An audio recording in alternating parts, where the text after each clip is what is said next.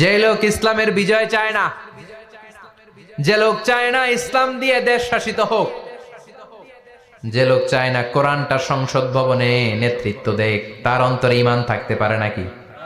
চিল্লায় বলেন পারে? যে ঈমান প্রয়োজনে জ্বলে ওঠে না,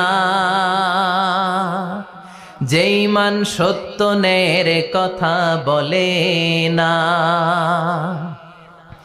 যে ঈমান প্রয়োজনে জ্বলে ওঠে না, যে ঈমান সত্য ন্যায়ের কথা বলে না, যে ঈমান বাস্তবে নাই, যে ঈমান অন্তরে নাই, মুখে শুধু ফাঁকা বলি, কি করে তারে বলো ঈমানে বলি, কি করে তারে বলো ঈমানে বলি, কি করে তারে বলো ঈমানে বলি, ঠিক কি না?